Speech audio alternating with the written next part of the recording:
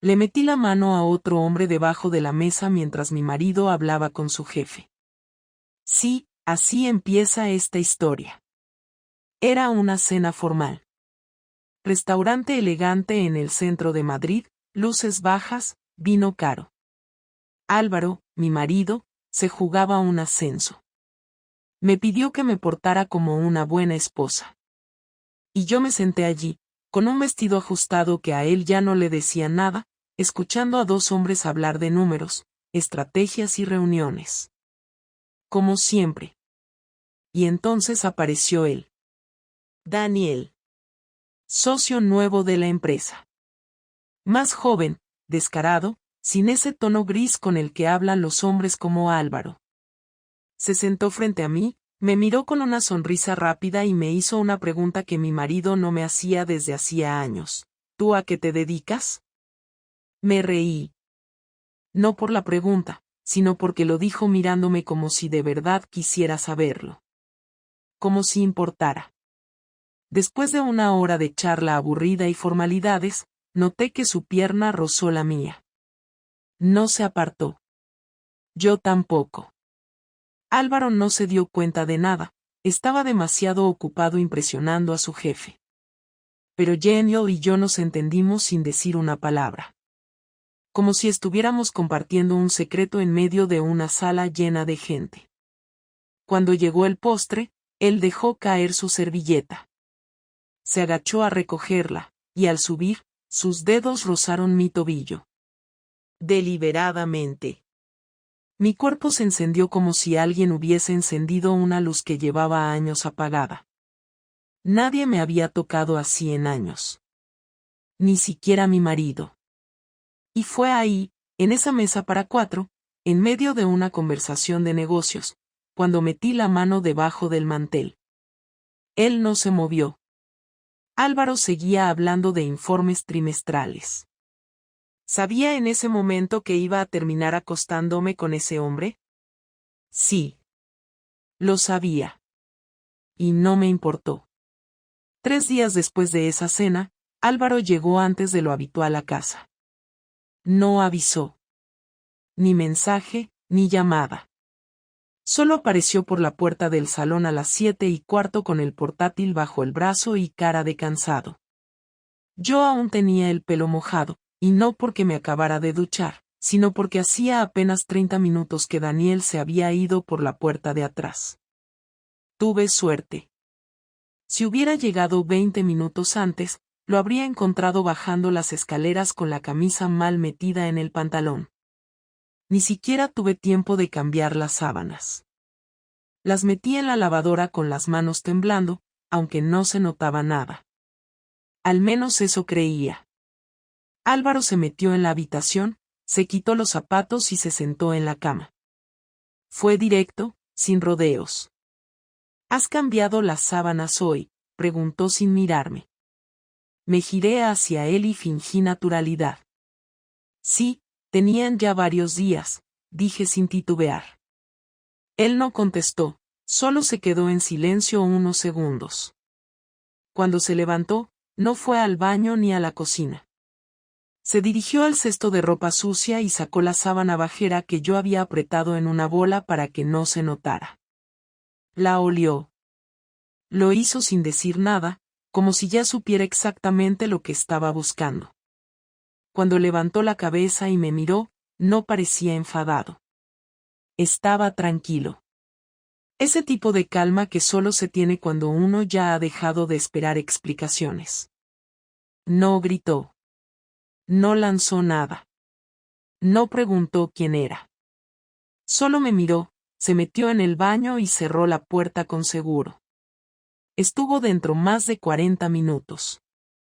Yo me senté en la cama y traté de pensar en algo que pudiera decir si salía pidiendo respuestas, pero nada sonaba creíble. Había sido demasiado evidente.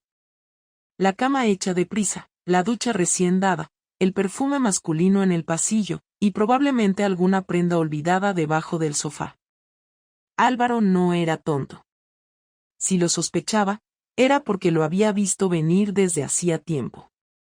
Cuando salió del baño, Tenía el pelo mojado y llevaba la ropa que usa para dormir cuando está enfermo. Ese pijama gris que compramos en un supermercado hace años, con una camiseta que dice no molestar. Se metió en la cama sin decir nada. Apagó la luz de su lado y se giró de espaldas. Yo me quedé inmóvil en la oscuridad, esperando que dijera algo, que explotara, que hiciera lo que cualquier persona normal haría si acaba de descubrir que su mujer se ha acostado con otro en su propia casa. Pero no dijo nada. No me tocó. Ni siquiera suspiró. Y eso fue peor que cualquier grito. Al día siguiente, me levanté antes que él y preparé el desayuno como si nada hubiera pasado. Tostadas, café, el zumo que le gusta. Lo puse todo en la mesa y fingí normalidad. Cuando bajó, se sentó, comió en silencio y luego me miró fijamente. ¿Estás feliz?, me preguntó. Yo no supe qué responder. No por falta de palabras, sino porque no entendía si me lo preguntaba con sarcasmo, con resentimiento o con verdadera curiosidad. Así que opté por el silencio. Eso pensaba, dijo, y siguió comiendo. Durante los días siguientes, no mencionó nada del tema. Pero su forma de moverse por la casa cambió. No cerraba las puertas, pero tampoco las abría. No evitaba el contacto, pero lo hacía innecesario. No me preguntaba nada, pero respondía todo con un tono neutro, como si yo fuera una vecina con la que compartía piso. No era distancia emocional, era indiferencia. Y eso me dolía más que cualquier reproche. El viernes por la noche lo escuché hablando por teléfono desde el balcón. Estaba susurrando, pero el silencio del piso lo amplificaba todo. Dijo algo sobre una reserva, una hora, y mencionó un nombre de mujer que no reconocí. Cuando entró, fingí estar dormida. Se quitó la ropa en silencio, se metió en la cama y no me tocó ni con el roce de la sábana. Esa noche soñé con Daniel, pero no como amante. En el sueño, él me juzgaba. Me miraba con cara de asco. Me decía que yo no era lo que él pensaba. Que me había acostado con él no por deseo, sino por egoísmo. Me desperté sudando. Álvaro ya se había ido. Esa mañana encontré una nota en la mesa del salón. He salido. No me esperes para cenar. Y debajo, la servilleta del restaurante donde habíamos cenado con su jefe. La misma donde Daniel me había escrito su número con bolígrafo. Álvaro la había guardado. Desde aquella noche. Ahí entendí que ya lo sabía desde antes. Desde el principio. El sábado por la tarde, mientras doblaba ropa en la habitación, Álvaro entró sin avisar. Cerró la puerta detrás de él y se quedó de pie, apoyado en la pared. No me miraba directamente, pero sus ojos estaban clavados en algún punto entre mis manos y el suelo. Lo noté diferente. No frío como en los últimos días, sino algo más concreto, más firme, como si hubiera tomado una decisión y solo le quedara llevarla a cabo. Yo seguí doblando una camiseta como si no pasara nada, aunque me temblaban los dedos. Entonces habló. ¿Quieres que lo hablemos ya o prefieres seguir fingiendo? La camiseta se me cayó al suelo. Me agaché para recogerla, pero no lo miré. No sé a qué te refieres.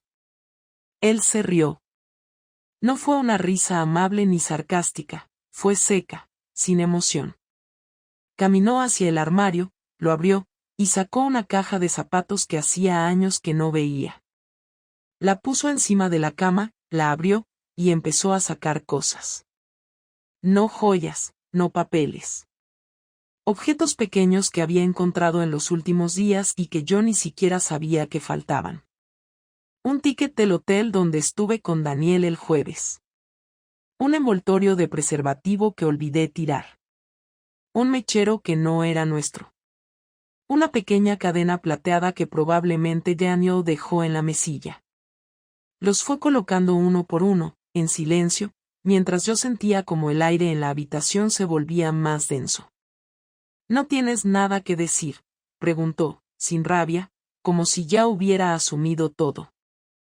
Me senté en el borde de la cama y me tapé la cara con las manos. No lloré. No por falta de ganas, sino porque sabía que no iba a servir para nada. Él ya lo sabía todo. Y yo ya no tenía defensa. No fue planeado, dije al fin. No empecé esto con intención de hacerte daño. Me sentí sola, ignorada, y necesitaba algo. Él se sentó frente a mí, pero dejó medio metro de distancia entre nosotros. No había agresividad, pero sí una tensión constante en su mandíbula, en su postura, en cómo evitaba el contacto visual. ¿Y ese algo tenía que ser otro hombre? No contesté. Era inútil. Lo sabía. Lo había vivido. Había recogido pruebas. Había conectado todos los puntos. Había estado en silencio mientras yo me mentía a mí misma todos los días pensando que no se daría cuenta. Me dio rabia que no gritara, que no me insultara, que no hiciera lo que una parte de mí creía merecer. Solo me miraba como si yo fuera una persona que no conocía. Y quizá eso era exactamente lo que sentía. ¿Te acostaste con él aquí? Sí. ¿En esta cama? Sí. Álvaro apretó los puños, pero no se levantó. Cerró los ojos por unos segundos, respiró hondo y luego volvió a hablar. ¿Cuántas veces? No lo sé exactamente. Dímelo. 5. Tal vez 6. Hubo un silencio largo. De esos que parecen durar horas. Luego se levantó, se acercó a la ventana, y se quedó mirando hacia la calle. Yo lo observaba desde la cama, sabiendo que estaba perdiendo algo que no iba a volver. No solo un matrimonio. Estaba perdiendo el respeto de alguien que había estado conmigo en mis peores momentos, que había aguantado años de rutina sin quejarse, que me había tratado con más paciencia de la que merecía. Y yo había tirado todo eso por una excitación momentánea. ¿Te enamoraste de él? No. Entonces, ¿por qué lo hiciste? No supe qué decir. Podía repetir lo de sentirme sola, lo de buscar atención, lo de que él ya no me miraba como antes. Pero todo eso era cierto y a la vez insuficiente. Porque en el fondo, sabía que yo había tomado esa decisión con plena conciencia. Nadie me obligó. Nadie me empujó. Fue mi elección. Porque quería sentir algo, dije finalmente. Cualquier cosa. Álvaro asintió lentamente. No parecía sorprendido. Como si ya lo supiera, como si solo necesitara escucharlo para cerrar el círculo.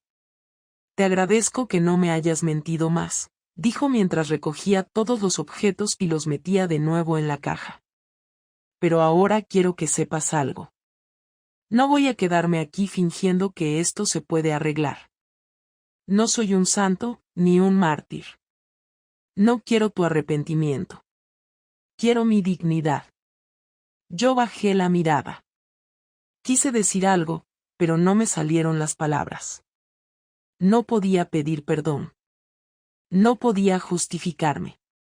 Solo pude observar cómo tomaba la caja, salía del cuarto y bajaba las escaleras con paso firme. No cerró la puerta de golpe. No dijo adiós. Solo se fue. Esa noche no volvió a casa. Álvaro no volvió a casa esa noche ni la siguiente. No escribió, no llamó, no preguntó por los niños, no dejó ninguna nota. El silencio era su forma de hablar, y ese silencio se volvió más pesado con cada día que pasaba. Durante las primeras 48 horas creí que estaba en casa de su madre o tal vez con algún amigo, intentando calmarse o pensar en qué hacer. Pero al tercer día llegó un correo. No era una carta emocional ni una confesión de dolor. Era un archivo PDF adjunto con el asunto. Aquí están tus condiciones. El documento era un borrador de acuerdo de separación temporal, firmado por un abogado que no conocía. No había insultos, no había reclamos, solo términos precisos, fríos y bien calculados.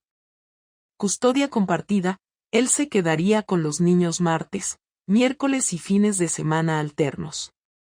Yo conservaría el piso, pero debía abandonar la cuenta bancaria conjunta en un plazo de 72 horas. La lista incluía también los objetos que se llevaría del hogar, su bicicleta, su ordenador, una cafetera y un sillón que él mismo había comprado. Ese mismo día por la tarde, vino a casa a recoger sus cosas. No llamó antes. Solo apareció con una furgoneta pequeña y 2 cajas de cartón. Abrió la puerta con su copia de la llave, no saludó, no miró alrededor, no preguntó por los niños. Entró, se dirigió a su despacho, y empezó a empacar. Yo lo observaba desde la cocina, sin saber si debía acercarme o quedarme quieta. Finalmente, cuando lo vi cargar el sillón entre él y un amigo, me acerqué.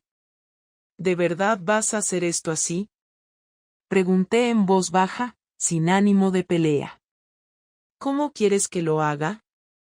Respondió sin mirarme. ¿Con flores? No me has dejado ni explicarte nada después de aquella tarde. No necesito que me expliques por qué follaste con otro. Ya lo entendí perfectamente, dijo mientras cerraba la puerta del vehículo. Yo me quedé de pie en la acera, sintiendo que lo perdía de una forma definitiva, pero no por lo sexual, sino porque por primera vez en años él había tomado el control. Me había sacado de su vida con precisión quirúrgica. Sin gritar, sin drama, pero con una frialdad que no le conocía. A partir de ahí, todo fue muy rápido. Me quitó del seguro de salud. Cambió las contraseñas de todas las cuentas online donde antes compartíamos acceso. Dejó de seguirme en redes sociales y bloqueó mis mensajes en WhatsApp. No me ignoraba, simplemente desapareció de mi entorno digital y emocional. Los niños, que al principio no entendían nada, empezaron a preguntar por qué papá ya no dormía en casa. Yo les dije que estábamos tomando un descanso. Álvaro les dijo la verdad, mamá estuvo con otro, y yo decidí que eso no lo podía aceptar. Los niños me miraban distinto después de eso. No me odiaban, pero había un silencio incómodo entre nosotros. Empezaron a preguntarme menos cosas. Ya no se reían igual conmigo. Su padre había sido directo, y yo, en cambio, me había escondido detrás de medias verdades. Una semana después, fui a recoger a los niños del colegio y noté que estaban más serios de lo habitual. En el coche, la pequeña, Lucía, me preguntó: ¿Quién es Daniel? Casi se me va el coche de la carretera. Traté de mantener la calma. ¿Dónde escuchaste ese nombre? Papá lo mencionó cuando hablaba con la abuela. Dijo que ya sabe quién es y dónde trabaja. Al llegar a casa, me encerré en la habitación y llamé a Daniel. No contestó. Le escribí y tampoco respondió. Al día siguiente, me llegó un correo desde su dirección personal, pero no era de él. Era de su esposa. Un mensaje breve, sin saludos ni despedidas: te agradezco que hayas destruido mi matrimonio. Mis hijos también lo agradecerán algún día. No te molestes en responder. Luego vi que me había bloqueado de todos lados. Daniel no volvió a escribirme. Había desaparecido igual que Álvaro.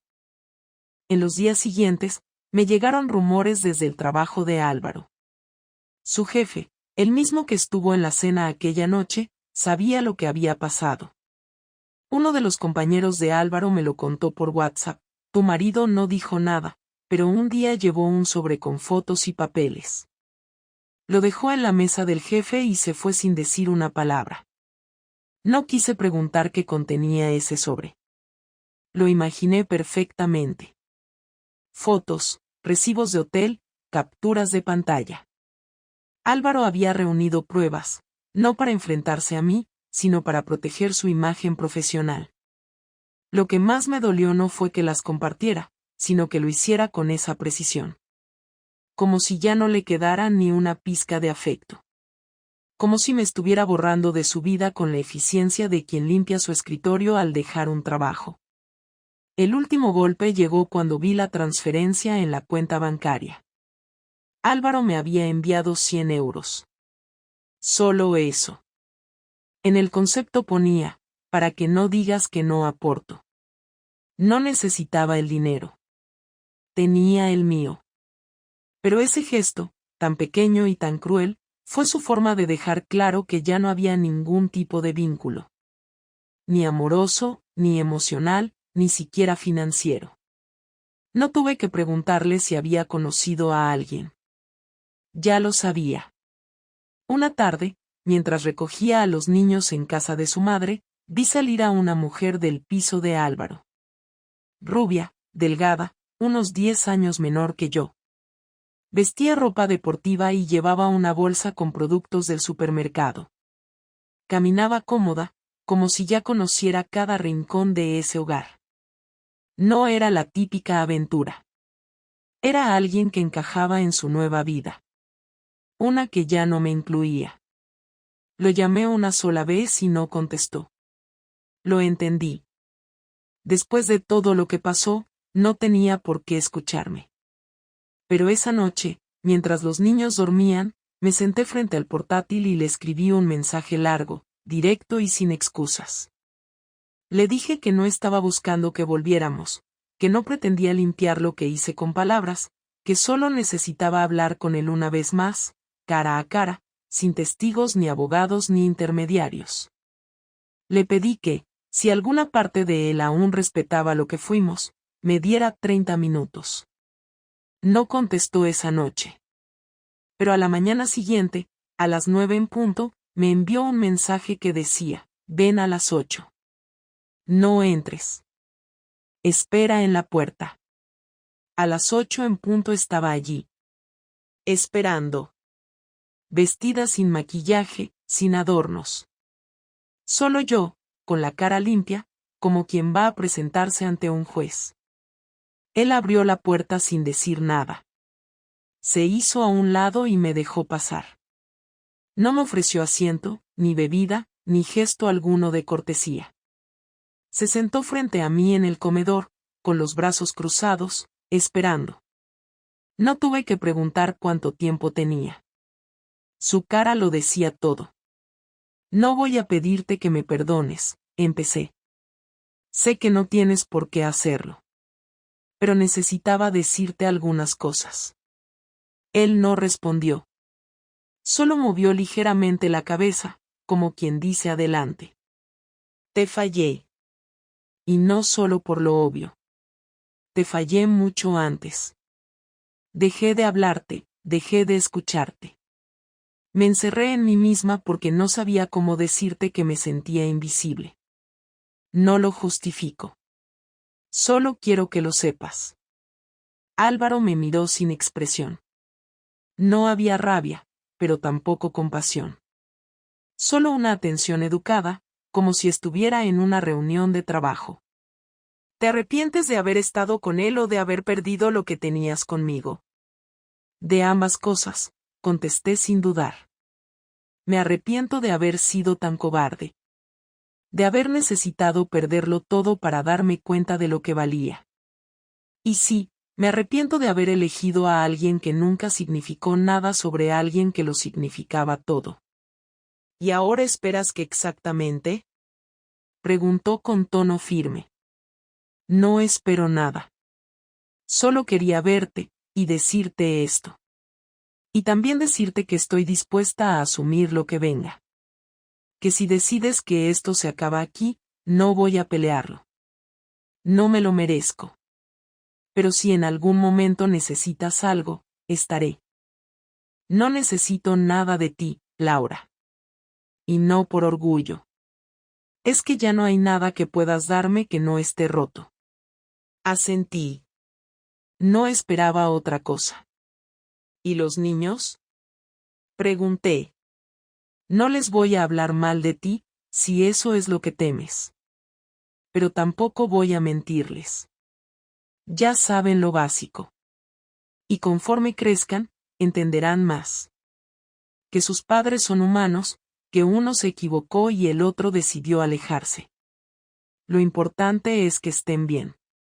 Y eso, por ahora, significa que no nos vean discutiendo ni haciéndoles sentir que tienen que elegir.